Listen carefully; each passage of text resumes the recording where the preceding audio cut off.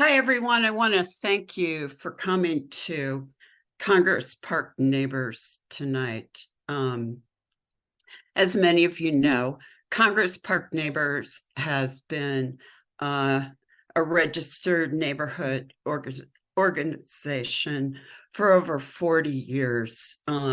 We have an all-volunteer board. We do not take stands on issues unless we've done a neighborhood survey and are representing the neighborhood. We urge you to bring issues to us that you have questions about regarding the city. So thank you for coming. Our meeting is being recorded. And if you could direct your questions to the chat after people have spoken and presented their issues, then we'll have an opportunity to ask questions. So our first guest tonight is Cecelia Jones with the new Spinelli's Market. And Cecelia, I'm sorry, I know it's not called Spinelli's, but thank you for coming. Can you tell us about the new market? Yeah, it's called Congress Park Market, but Spinelli's is good too. New market opened December 4th. Let's see. What do I want to tell you guys? Sean and Stephanie came to us in April or May with the intention to purchase it, and we ended up closing October 31st with them for a 30-day remodel. I have to say it's going really well. We are extremely pleased with where we're at. We're still losing money, but it's okay. It's how it goes in business. The neighborhood's really receptive so far and very vocal about their needs, and that's been really nice too. So a very good group of community to work with.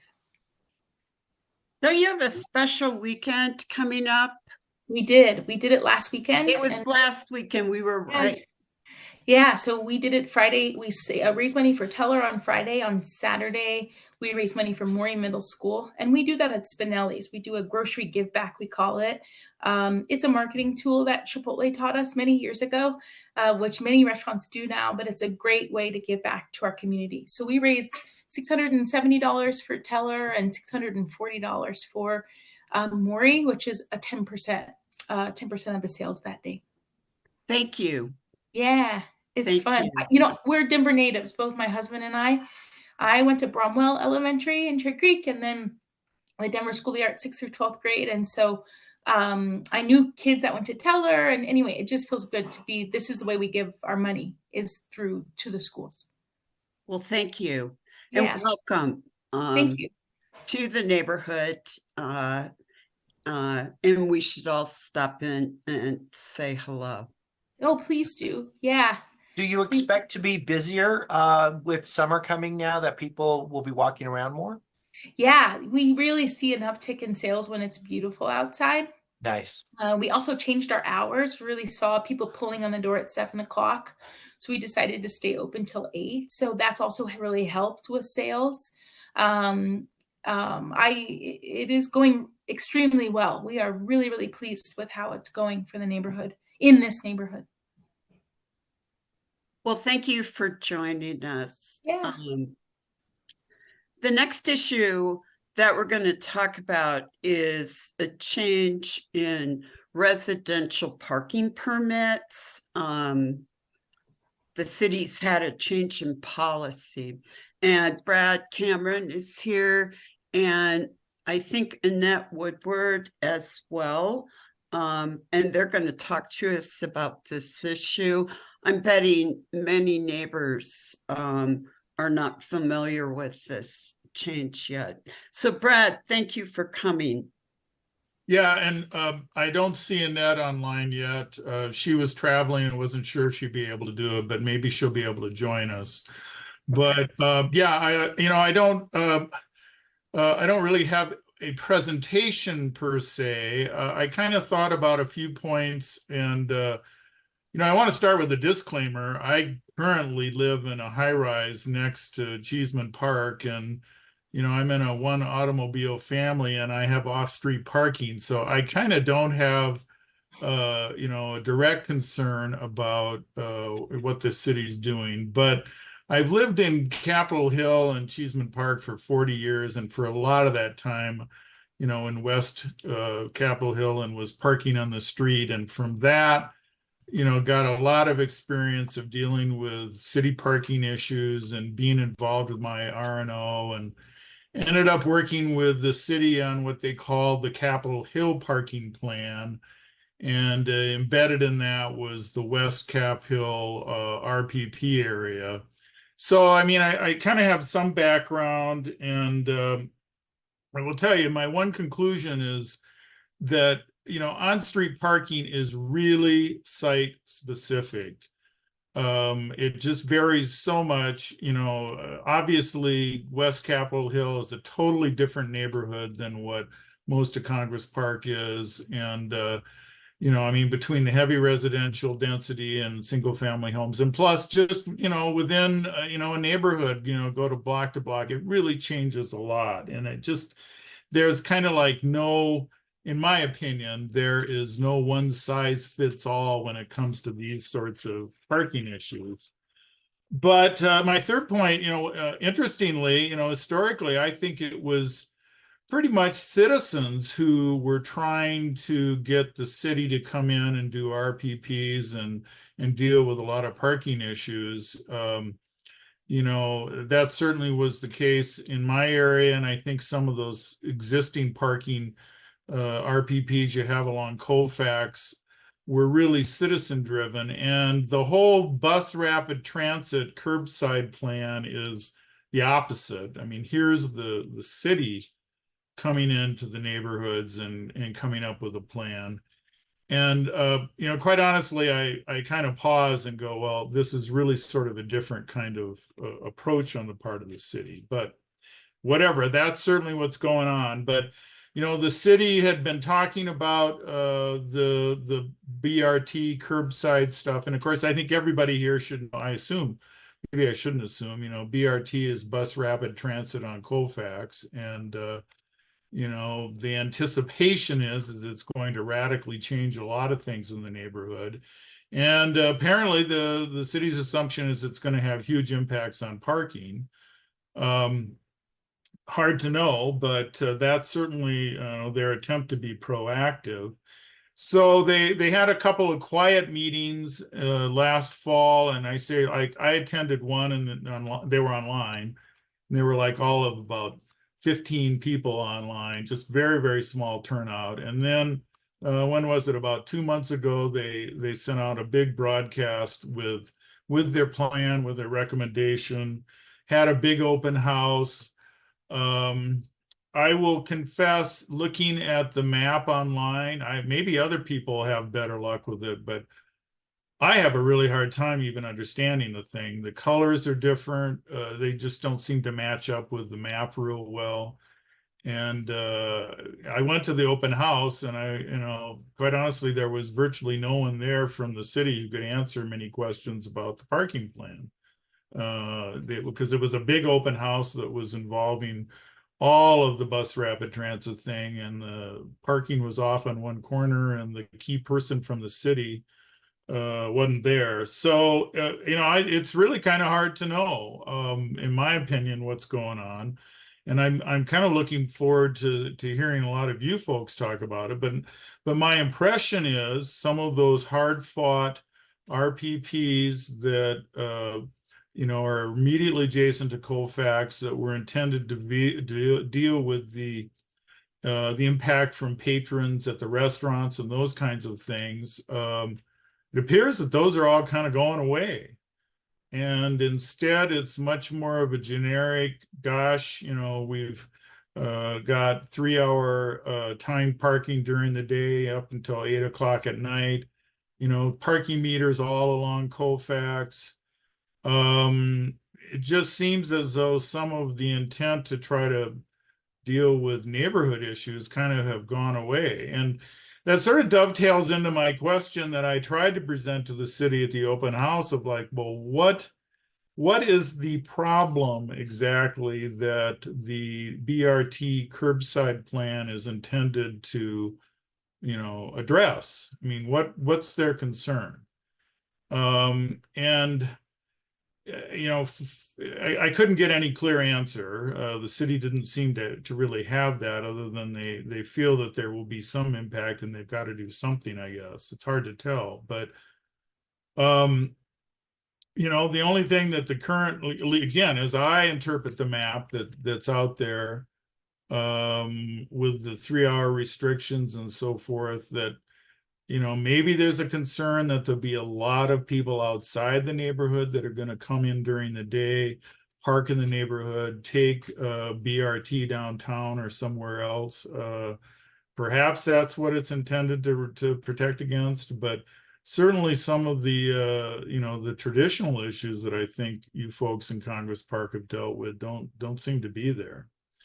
So, but then there are all the sort of unintended consequences, and I'll share this, and then I'll stop. But over the years, the city, in terms of how they deal with large multi-resident structures, has had an evolving policy.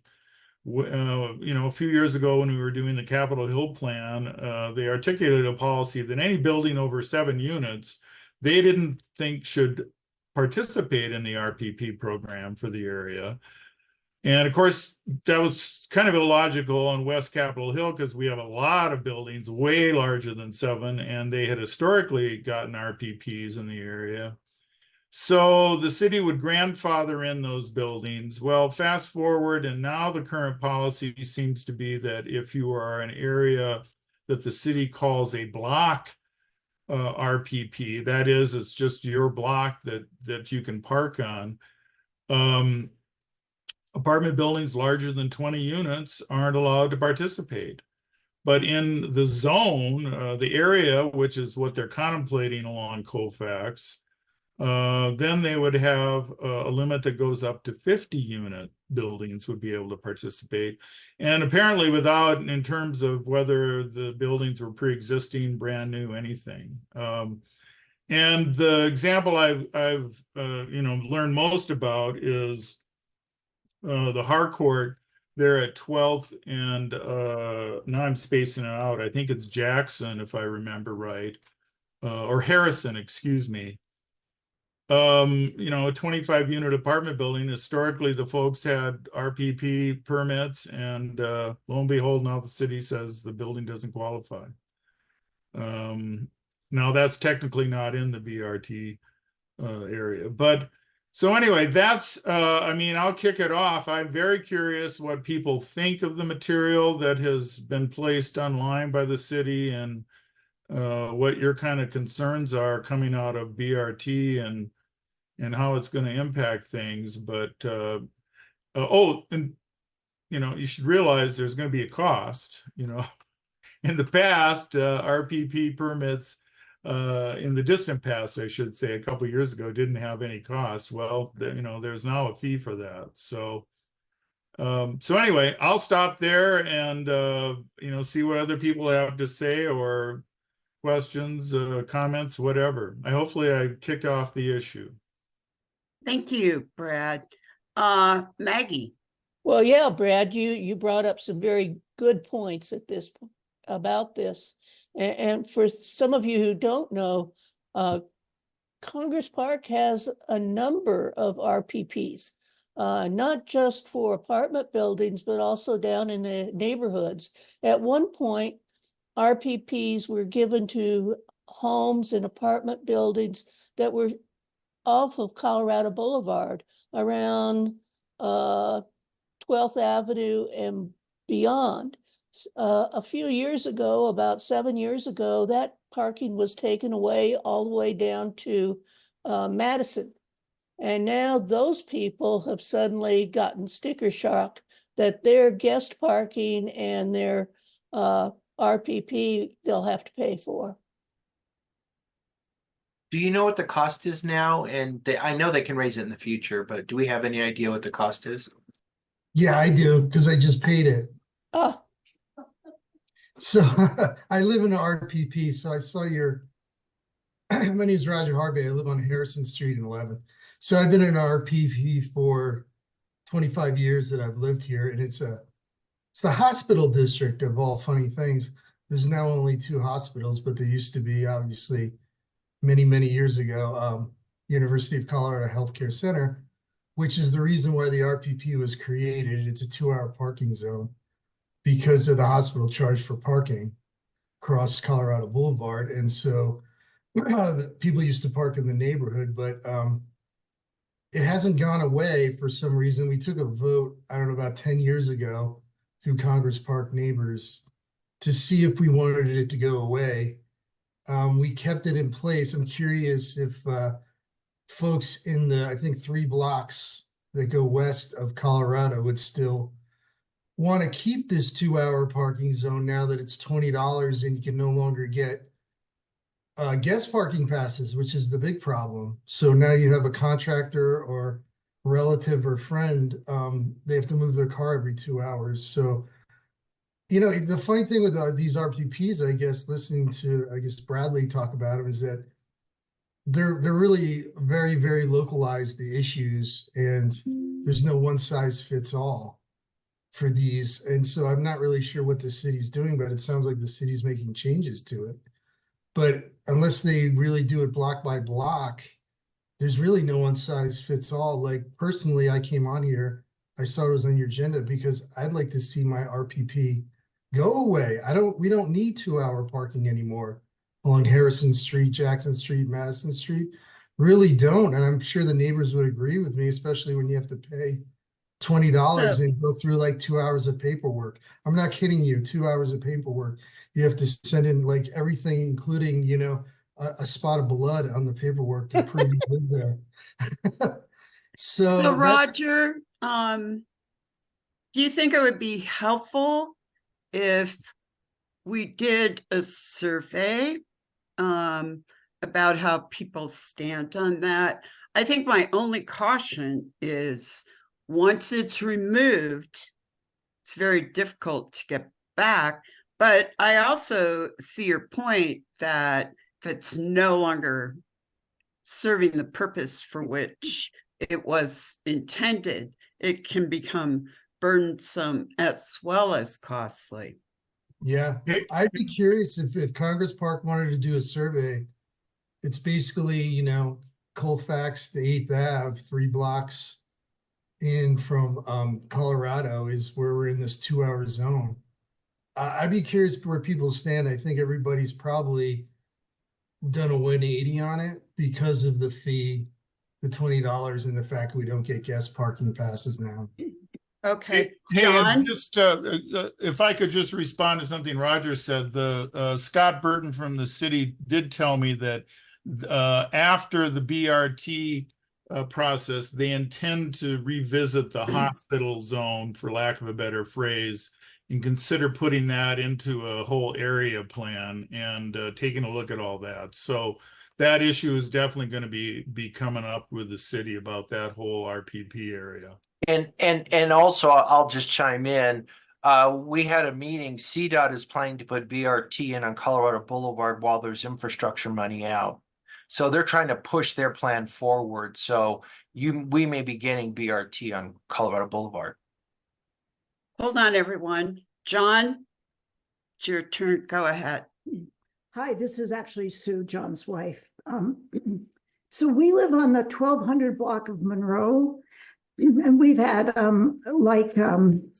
Roger, we've had the parking permits for years, and it's taken, gosh, it takes a long time to apply for those things. It's $25 for a guest pass and $20 per car. Per And, year. For instance, there's one driveway, one person has a driveway. Some people don't have garages, and most of the garages that are there were built in, you know, the early 1900s, and they're small. And so there's not really a lot of options to park. So we've been dutifully filling out the paperwork for years, and now it's online, and all of a sudden they come up with this fee.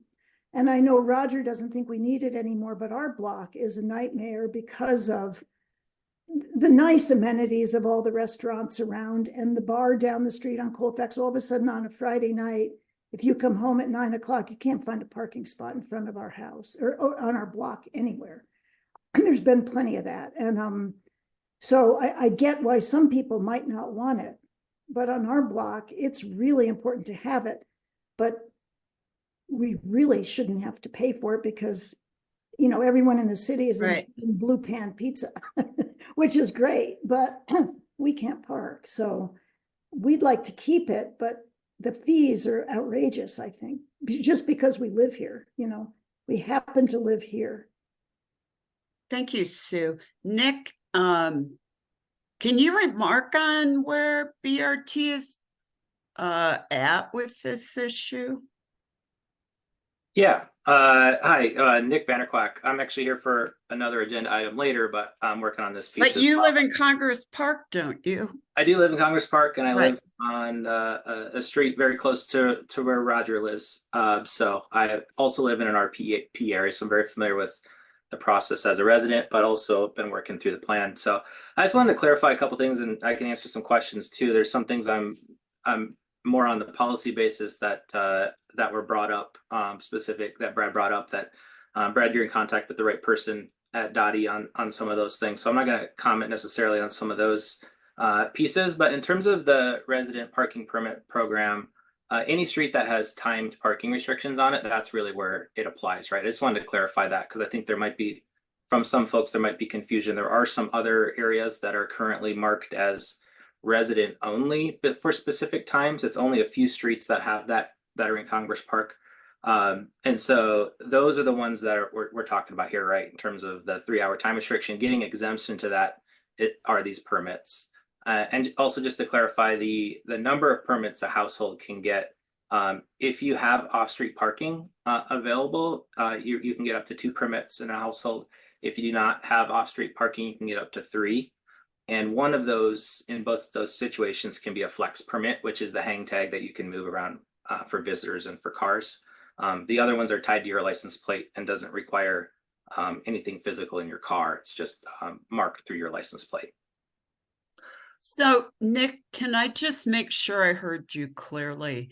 You are saying that the permits that are being considered for being removed are the timed permits in the hospital zone, and that the permits on Monroe Street that are not timed are not at risk, but there's still a fee.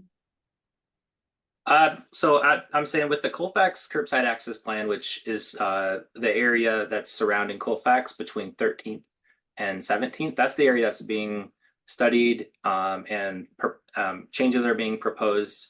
There's been an extensive engagement process with a stakeholder group, as well as a couple of rounds of revisions that have been open for public comment. And Brad, you referenced one of those that recently closed. It's been open for comment, the latest revision, for a couple of months, and the team is currently working through all the comments received and revising the recommendations. But it's including those streets between 13th and 17th. South of 13th, I think someone mentioned it, there's going to be another curbside access plan that Dottie is planning that will take place at some point in the future, and that would determine through the similar process what those changes might be. If those would be removed or added, that would be determined during that piece. Are you going to look for neighborhood feedback? Yes, we have had survey. Before you implement the change? So the feedback we've gathered thus far, we've had 2 rounds of revisions. An initial round that got comment, and we reposted, and then we have the round that just closed out, and we've got comments on that one. And now we're making revisions. It'll be a while before things actually are implemented, and everyone that's affected by a change will be notified individually as part of that process. Do I have any more remarks on? Yeah, John's name is John, still, but I've got a quick Sue. question for you, Nick.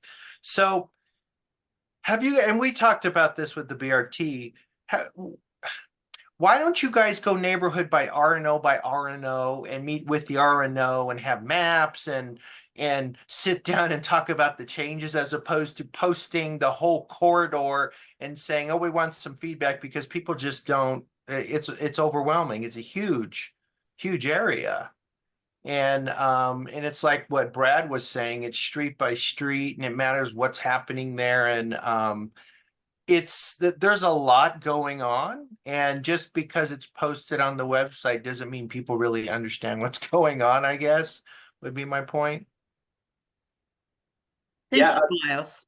Yeah, thanks, Miles. Some good comments there. I guess I would respond saying that we've had some extensive outreach to gather and make people aware that this is happening, that there's the revisions are available for comment, and that's been sent out to all the RNOs that are adjacent to Colfax, including this one, with an offer to talk more about that information. And we've been, as part of previous meetings, we've talked through that with different various RNOs.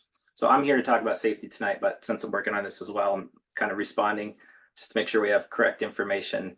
I know it's an important issue and it's very localized. That's actually a reason why we're being so extensive with the outreach, because every block is different and every block has different uses, different utilizations of how used it is in the morning, in the afternoon, in the evening, different land uses surrounding it. And so that's why we're going through the process, is to look at it block by block, but also to look at it comprehensively to make sure it makes sense, not just as make a change here 10 years ago and a change was made for the hospitals probably 20 years or 30 or 40 years ago, and it's a legacy thing that's there. So in terms of the changes, some of them are just things that needed to be done or needed to be reviewed, as a holistic thing for the area, not just because of BRT. BRT is kind of the catalyst that kind of had this process start as part of that.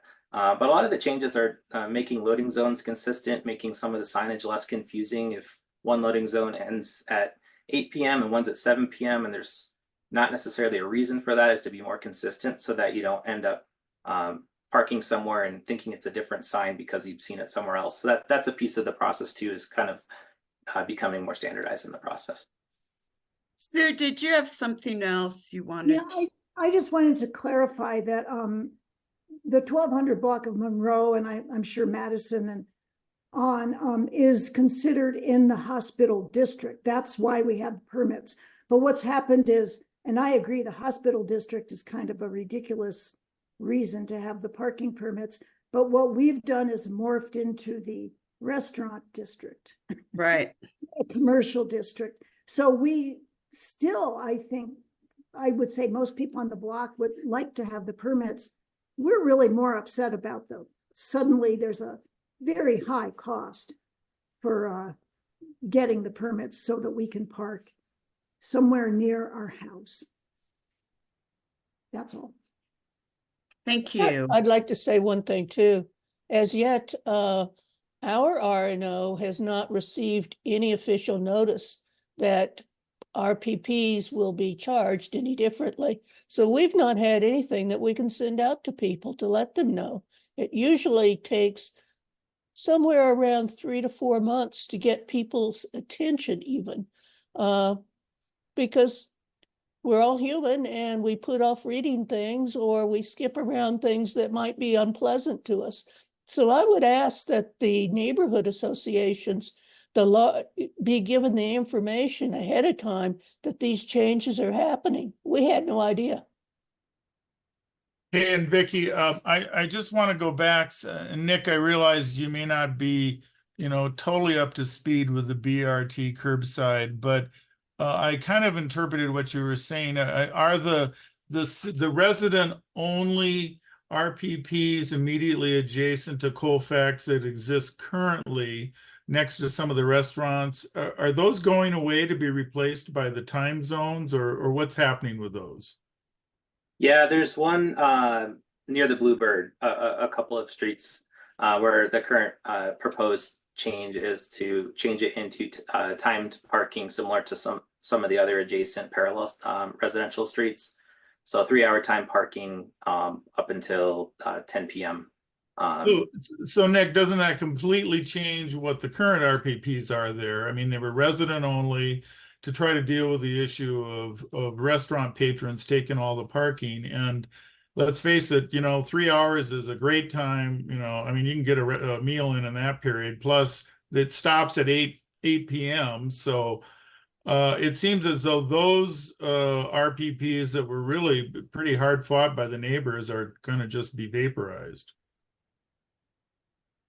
Yeah, generally, the resident only parking throughout the city is it's being leaned away from designating certain roads from that and not others to make it a more equitable process. So why does Adams get one and not Madison, or vice versa?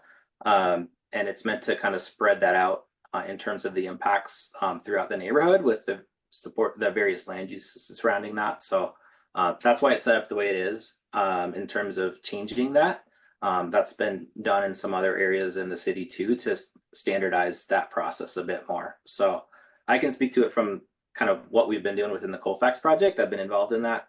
As far as citywide policy, that's just something Dottie is kind of moving towards.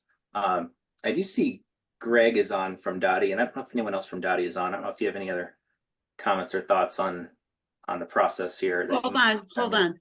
Maggie? Well, I have just one comment to make, and then I know we have to move the topic on to other things. However, these streets that we're talking about near Colfax have restricted parking primarily because of the Bluebird Entertainment area. And all of this is going to feed not to just our area, but over into South City Park. We're not getting any kind of relief here. I feel sorry for Adams Street. Adams has been terribly hit all the time. I used to live on Adams Street. I couldn't even find parking for my guests. And that was 25 years ago. So I feel sorry for them, when our councilor, we had a different city councilman, I believe it was Ed Thomas, and his solution to things were to have parking on 14th and 13th to also help mitigate the parking that they were gonna experience during the Bluebird Theater. So I guess at some point we need to talk about what's going to happen to that parking too when 13th and 14th are changed to some extent. That's it. I don't have anything else. Thank you, Maggie. And Matt and Greg are both here to talk about traffic and the Jackson Street project. So why don't we go ahead and just segue straight into that. Thanks for coming, Matt. And Greg, do you want to start talking about traffic? I know you were in the queue there as we were discussing this. Thank you for coming. Yeah, my pleasure. So my name's Greg Cieciek. I'm a community designer with the Dottie Transportation Implementation Team. I'm actually in the specialty services group. So we're kind of, we work with council and we work with obviously constituents in the districts to try and hopefully if there's a question that you're just not getting an answer for, folks can reach out to us and, we can definitely help try and find that answer for you. So that's kind of what our role is. I didn't have anything specific about traffic in the area. What I was just going to kind of go over is just some of the changes that have occurred that are a part of the Jackson Street project. And I think most people know that I think 14th Street is back open with the exception of the southmost lane, which is the right turn lane onto Colorado. And Matt can update you a little bit more on. Yeah, I can definitely, I will plan to talk to any specifics on the Jackson Street project. Yeah. For sure. And I just didn't know if there were any other questions, traffic related, potentially outside of the Jackson Street area. If there's concerns in other areas that you wanted to discuss, or it was more specific to the Jackson Street project? Well, it's more connected to BRT, and I'm just trying to understand. They're doing a safety survey. They just completed it. Dottie just completed it. And we had questions about what improvements would be implemented due to the changes for BRT, and even the scope of work of BRT, because John Stewart's been saying it's all taken care of, don't worry about it. But it's like, is anyone going to move street lights? How are we going to make the streets safe? Because we're going to have much more traffic on streets like Adam. Are they going to remove parking? What's going to happen? And we've just heard nothing. Miles? It's silent.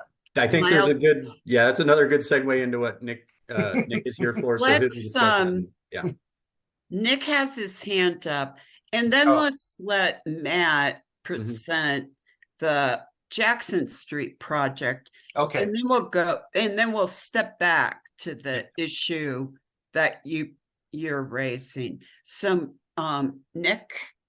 I actually didn't have my hand up, but I'll be Okay. presenting on that later, so we can talk. Okay, so Matt, thank you for coming in. Can you update us on Jackson Yeah. Street?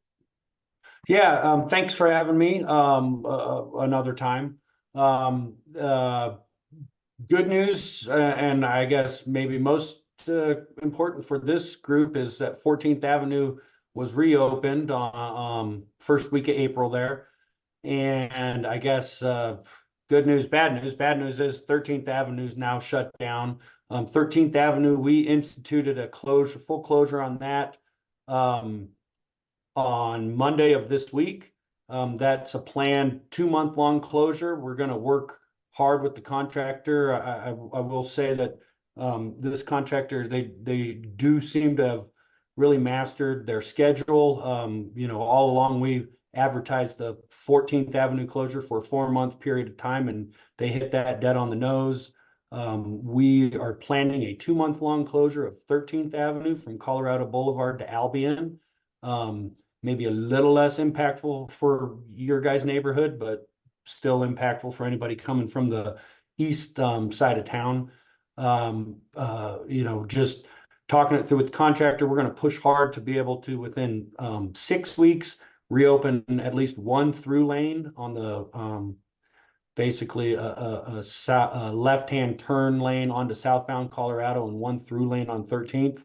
We will try hard to get that accomplished in the next 6 weeks.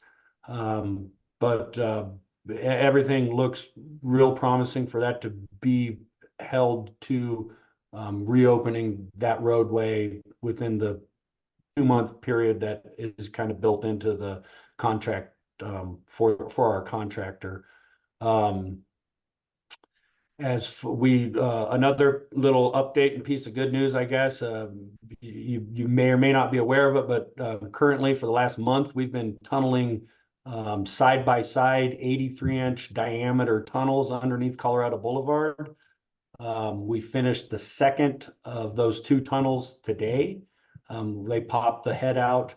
If you maybe drive by and see on Friday, we'll be using the crane to pull that entire tunnel head out of the west side of Colorado Boulevard on the south side of 14th and that kind of retention pond area of National Jewish Health's property there.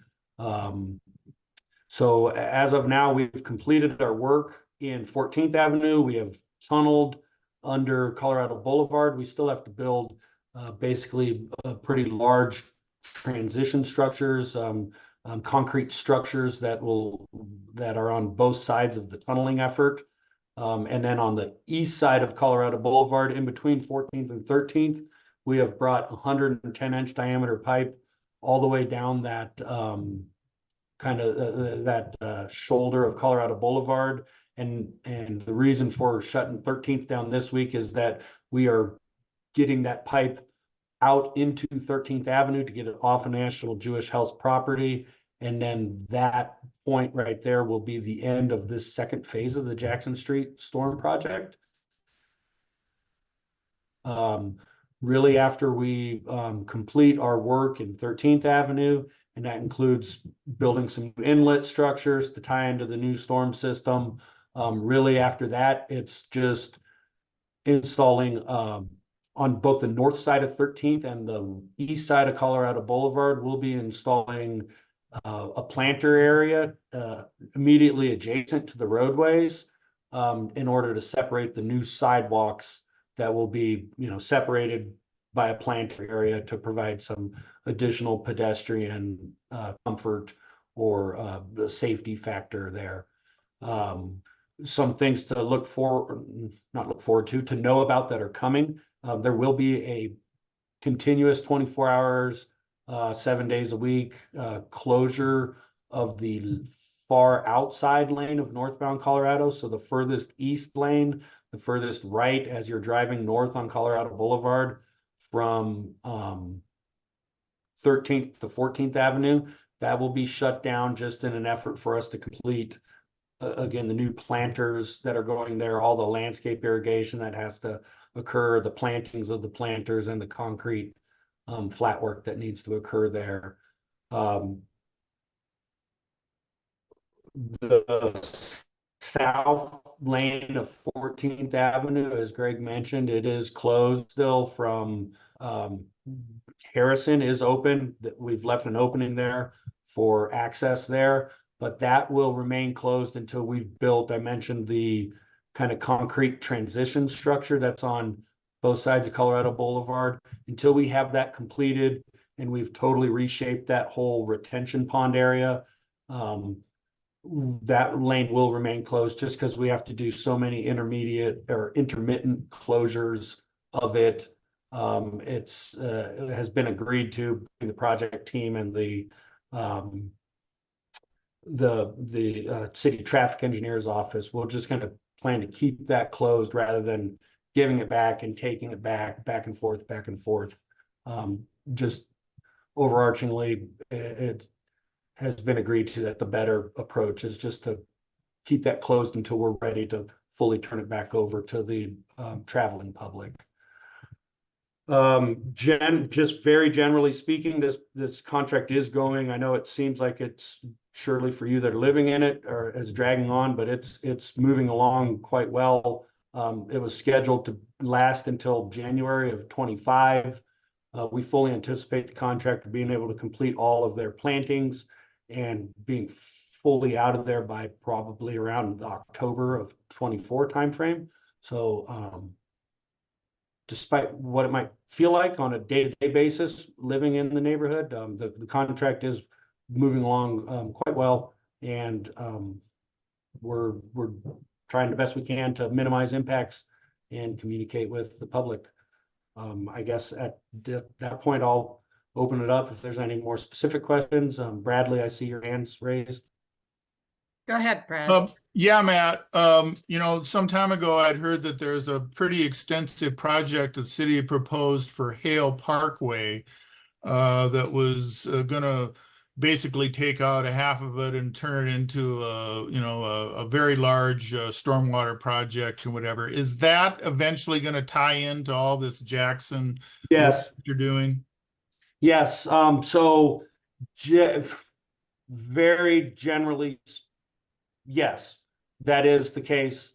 There will be a third phase. The first phase of this Jackson project tied on to a previous work that was done 10 or 12 years ago to tie this kind of whole system into City Park.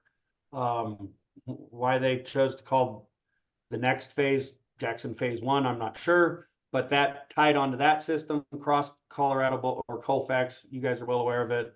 Went through National Jewish Health property on Jackson Street and turned the corner. Phase 2, we picked it up there in 14th Avenue, got underneath Colorado Boulevard, taking it down to 13th. There will be a future phase. All of this work is, and I cannot speak intelligently enough about the third phase because it's just not my world. I can definitely take questions and provide answers to the extent that we have. I know that I would say we're probably roughly 5 years away from Jackson Phase 3 starting. We kind of, in our department, we have to spread our money around town. These projects are quite expensive projects. I know the design isn't even to 35% on the design of the third phase. They generally know this is where the flooding area is. It's somewhere on Hale Parkway. I know it's a large area between 8th Avenue and 12th. But somewhere in there, I know that's what the problem is. And to get there, we have to work our way from downstream to upstream. So yes, all of this infrastructure that is going in eventually will lead to alleviate flooding in that Hale Parkway area. The exact routing of this next phase, I do not exactly know. I know it's going to run down 13th Avenue to roughly Ash Street, and then head down Ash Street to 12th Avenue, and in some form or fashion head down Hale Parkway. I can't speak in any authority of to what that next phase really truly is going to look like. But for sure, I can put everybody here in touch with our design team, and they can start answering some of those questions to the extent that they know.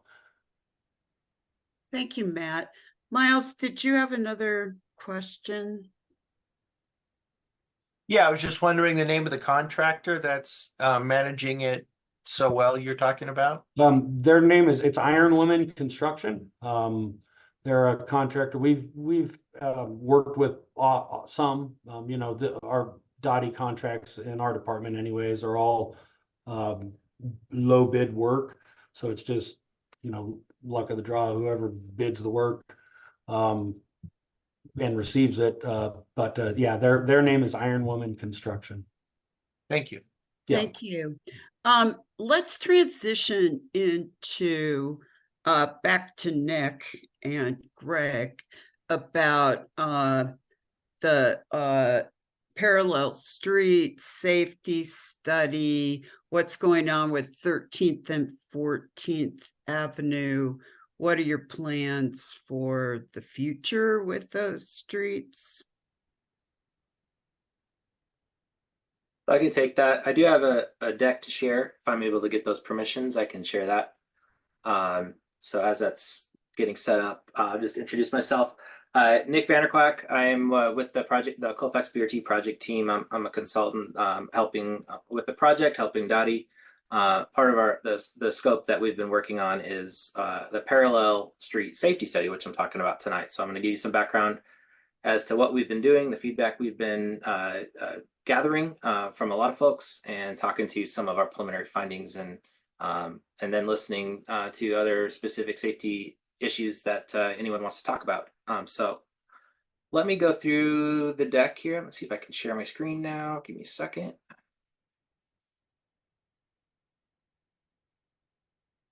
All right. Are you all able to see my screen now? Okay. Yeah. So Yeah. Is John Stewart on? I didn't see him join. He's from the Colfax BRT team from the city. And if he's not, that's okay. I just wanted to make sure. I don't think he's on yet, or may not be on, but I don't think he's here. okay, no worries. Just overall context on the project background. So I think everyone on this meeting is likely familiar with Colfax BRT effort, which has been ongoing for a while. We've spoken. The project team has spoken with you on several different items. What I'm talking to specifically today is on the parallel streets, the streets parallel to Colfax, so 13th, 14th, 16th, 17th, and 18th, between the full range of the Colfax BRT through Denver, so from Broadway to Yosemite. We are evaluating as part of the project, identifying what are the safety concerns on those streets. So as part of that, we're developing a list of near-term safety-related improvements so that those can be identified and move forward with Dottie. Some of those in line with Colfax BRT construction, and some of those identified through this process may be beyond that, but to consolidate and kind of think through all of the issues on each of those streets. So as part of that, there's been a lot of data that's looked at. So one of the data pieces is looking at traffic volumes and speed data. So we've done that through a number of counts that have taken place on these roads.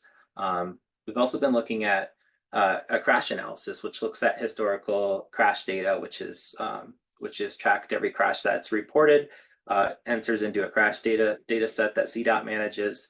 And with that, we were looking at total crashes, the rates of crashes, how those change depending upon where you're at, whether those crashes are property damage only, or if they're fatal and injury crashes. We look at those differently in terms of what's involved. If they involve bike and pedestrians, the time of day those crashes happened. Are they happening during the morning commute or the evening commute, or maybe when it's starting to get dark? And then the crash types.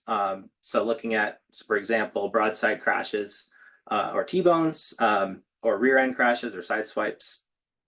Whether those crashes took place at a signalized intersection or an unsignalized intersection, those have different factors that influence that. And then also looking at one-way versus two-way streets. In Congress Park, 13th and 14th are the two one-way streets we're looking at as part of this, but some of the streets in other areas are two-way, 17th, for example, and 16th. And then lastly here, looking at parking occupancy, and that's related in terms of sight distances, in terms of vehicles that might be parked really close to intersections, influence the ability to be able to see when you're making turns. So just to share some of the draft findings, we're still working through quite a bit of the data analysis, as well as looking at the comments we received so far. Actual speeds, and a lot of this won't be surprising to folks that drive these corridors regularly and are familiar with them. The actual speeds exceed the posted speeds in every location that we measured, as far as looking at the majority of traffic, how fast are they driving compared to the posted speed limit. The top contributors to fatal and serious injuries crash types were broadside crashes, so T-bones. So some of those are at signals, which is typical of red light running, and some of them are at side street stop signs, which has to do with the limited sight distance, parking being one of those things that influences that limited sight distance in some locations. And then also looking at crashes that involve people walking at the signals. A lot of times that has to do with turning drivers that aren't yielding to pedestrians crossing. And then people walking across 13th and 14th at uncontrolled crossings. Many of the crashes that we see involving pedestrians are at those types of locations. People biking across 13th and 14th at uncontrolled crossings, those are some of the trends that we're seeing as well. And then overtaking turn crashes, which is basically turning from the wrong lane.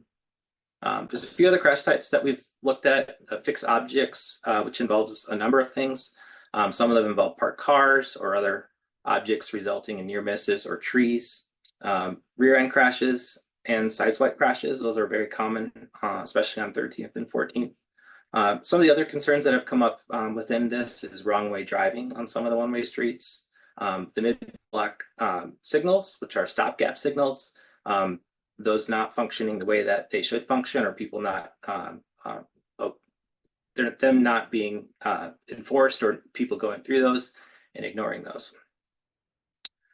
To look at a couple possible solutions, most of the things that we're talking here are near term, but it doesn't necessarily preclude some of the long-term changes that might come out of this process. A lot is focused on speed management. So looking at some physical measures that would reduce the ability to go fast. So narrowing or the horizontal alignment, things like that are being considered.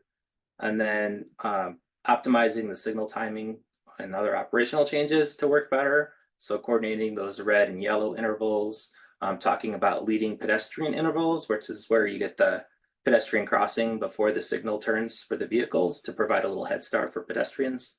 And then also consideration of red light cameras in terms of the problems created from red light running.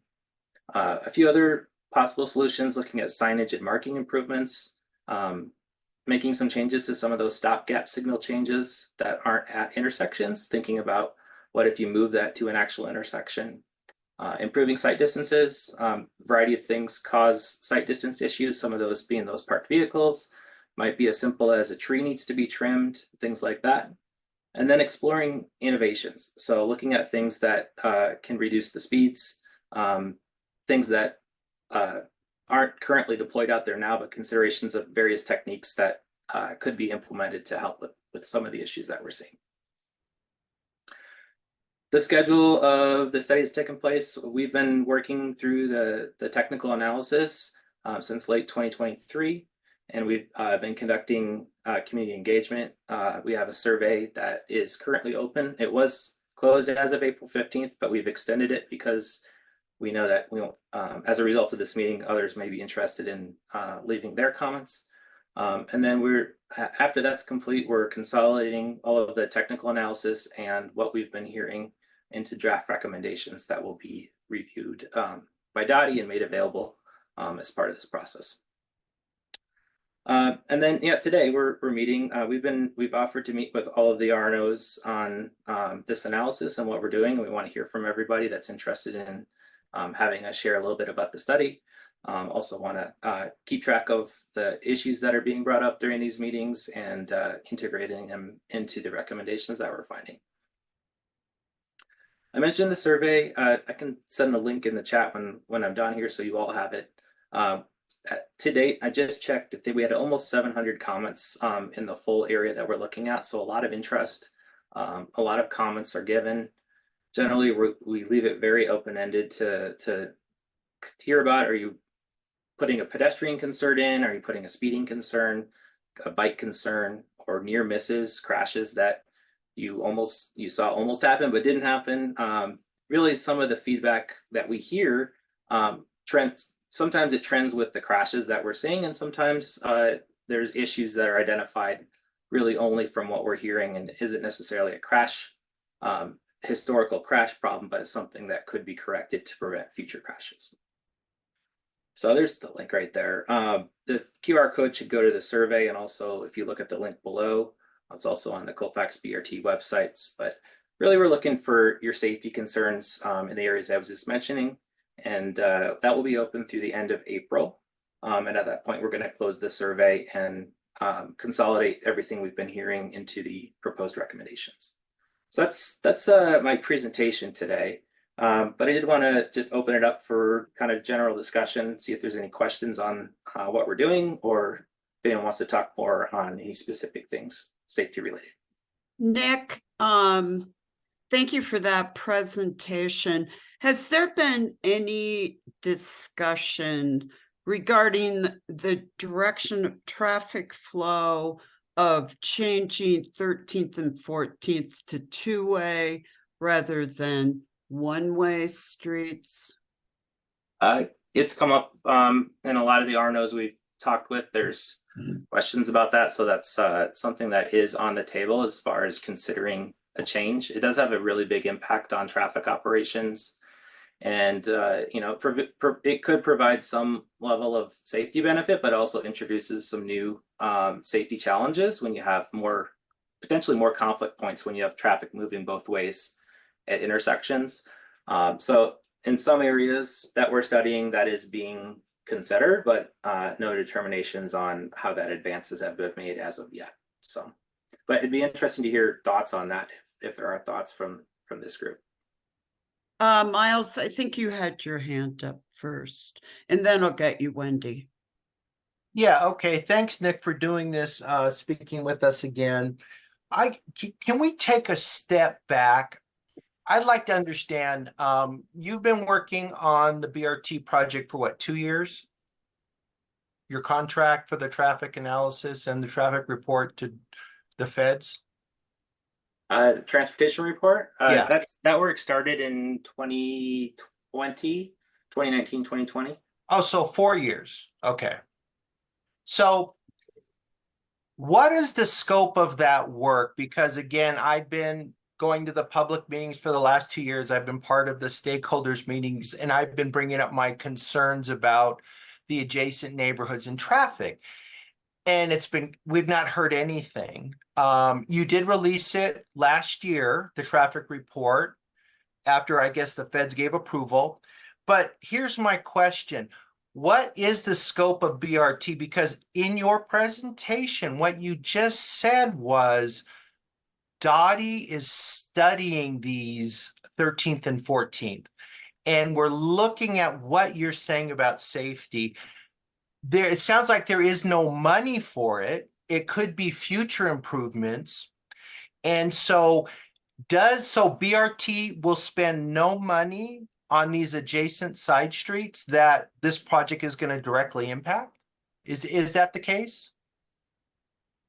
The scope of this safety effort is not part of the environmental process that was done for Colfax BRT. It's in addition, largely based off of requests from adjacent neighborhoods and streets, wanting to deal with safety issues and other things that were identified. So that's why this was added on. The improvements themselves are not part of the scope of the Colfax BRT project. However, I will say that it is a priority for Dottie to improve safety on these corridors and to reduce crashes. Part of their citywide effort with Vision Zero is to reduce fatal and severe injury crashes. This is very consistent with the overall city goals, but also understanding that with some additional traffic on these streets, some of these safety concerns, safety issues that we're identifying that are currently exist, some of those become even more important to address when you have a few more cars moving there, and you still want people to be able to walk through, bike through, drive through, and have a safe street. So that's the reason that this is being done here. The projects themselves are still being identified on what those are and are being prioritized by Dottie within their process in terms of getting those funded and implemented in the near term. So all of the conversations with John Stewart and the public meetings and the stakeholders meetings in which I was bringing up these concerns, it really wasn't part of John Stewart's project. He said, don't worry about it. It's all being thought out. It's all going to be taken care of. So if it really wasn't within the scope of his project, why didn't he say that? Why didn't he say BRT does not have money to work on these side streets? We're just going to work on Colfax and reorganizing the construction. Now, follow-up question for you. You spent 4 years designing the BRT, looking at the traffic study. Why did no one look at the adjacent side streets? How can you remove the traffic from the side streets when you're going to limit left turns in and out of the neighborhood by the bus BRT, which is basically a bus highway, and not look at the adjacent arterials? I am totally blown away by all of this. And we've been talking about BRT for what, 10 years, 12 years? So I know it's not you, but I'm just surprised we didn't get clarity from John Stewart, the project manager, to say, neighborhoods, that's between you and Dottie, because that really is not part of my project. And we aren't going to do anything.